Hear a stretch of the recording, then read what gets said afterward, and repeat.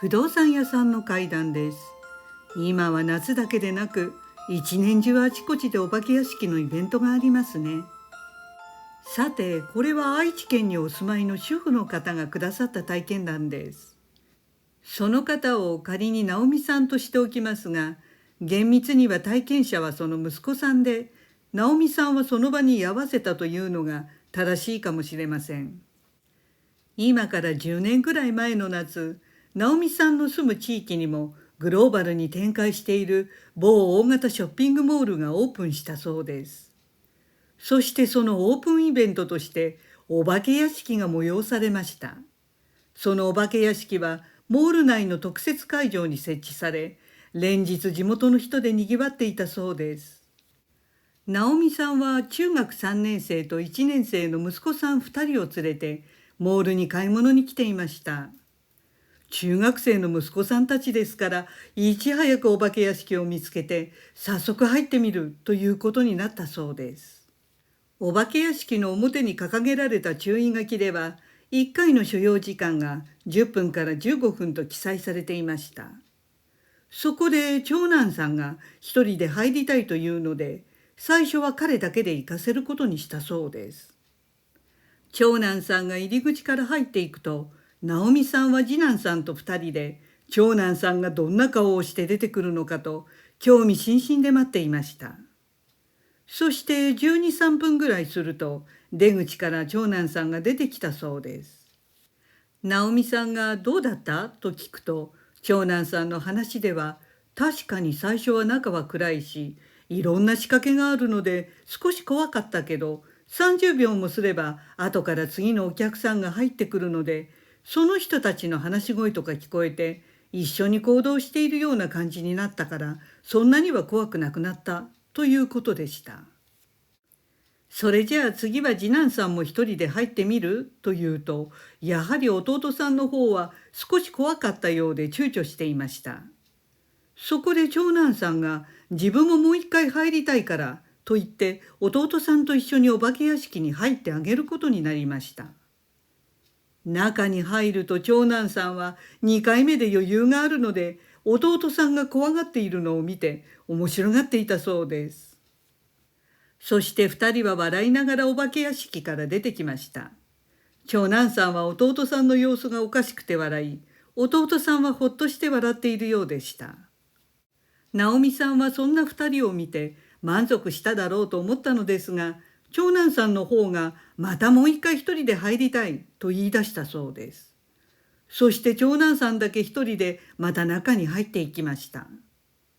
直美さんはやれやれと思いましたが、さすがに3回目ともなれば仕掛けも慣れているし怖くもないだろうと思い、まあ10分もすれば出てこれるだろうと思っていたそうです。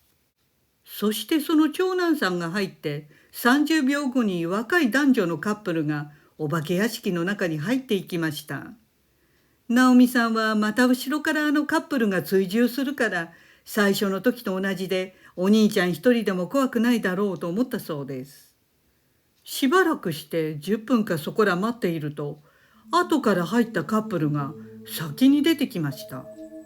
長男さんより遅れて入った彼らの方が先に出てきたのです。直美さんは、あれあのカップル、中でお兄ちゃんを追い越して出てきたのかなと少し妙に思ったそうです。それからも待っていたのですが、長男さんはなかなか出てきません。もう15分以上も経っていたそうです。直美さんは一体中で何してんだろうと思いました。あと5分待って出てこなかったら、係の人に言いに行こうと思ったそうです。そしてその5分もとうに過ぎたので、直美さんが係の人に言いに行こうとした時でした。長男さんが突然出口ではない全く別のところから真っ青な顔をして出てきたそうです。直美さんは驚きました。なぜならその出てきた場所なのですが、会場の壁につなげて建てられたお化け屋敷のそのつなぎ目の隙間でした。それは小さな子供ですら入ることができないように作られている接続部分で、一体どうやってそこから出てこれたのか目を疑ったそうです。そして何より直美さんは長男さんのそのただならぬ様子を見てぎょっとしました。どうしたの？一体中で何があったの？と長男さんに即聞いたそうです。すると長男さんの話では、お化け屋敷の中に入ってすぐは1回目2回目と順路も仕掛けも全く変わらなかったそうです。ところが少し進んだところで、あれと思いました。そこには1回目2回目ではなかったのれんがあったのです。あれ、こんなのれん記憶にないなと不思議でしたが、内部の仕様が変わることもあるのだろうと思ったそうです。確かに妙でしたが、長男さんはそのまま前に進むためにのれんをくぐったそうです。そしてくぐった瞬間、その先は全くの別の空間でした。純度の目印もない真っ暗な冷たい空気が張り詰めたような場所で、どこに壁や仕掛け、障害物があるのかもわからなかったそうです。長男さんは直感的にこれより先に進むのは危険と感じ、すぐに戻ろうと思いました。ところが振り返っても、さっきくぐったのれんの出入り口がないのです。方向感覚を失い、長男さんは自分がどこにいるのかもわからなくなっていました。そこはもはやお化け屋敷の中ではなく、違う世界に迷い込んでいたのでした。すると暗い張り詰めた空気の中、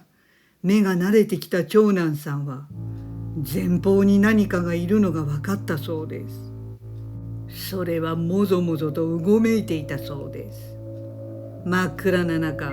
それが人間なのか人間以外の何かなのか分かりませんが、長男さんはその何者かに突然追いかけ回されたそうです。恐怖でパニックになった長男さんは必死にその何者かから逃げ回っていました。どこかに元の場所、つまりのれんをくぐる前の場所につながる出口があるはずだと思った長男さんは必死に出口を探して走り続けたそうです。それはまるで暗い迷路の中に迷い込んだかのようで、どんなに走っても走っても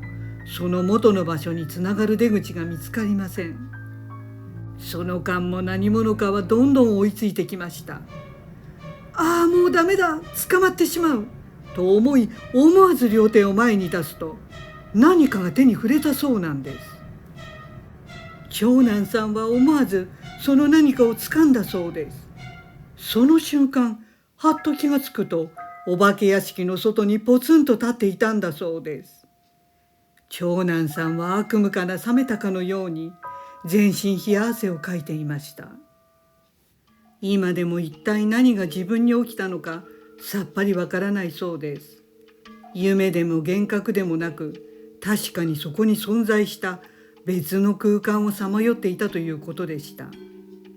直美さんはこの奇妙な話を聞いて、長男は本当のお化け屋敷に迷い込んだのかもしれませんと言っていました。お化け屋敷の中に異次元につながる入り口があったのでしょうか。ご視聴ありがとうございました。よろしければチャンネル登録お願いします。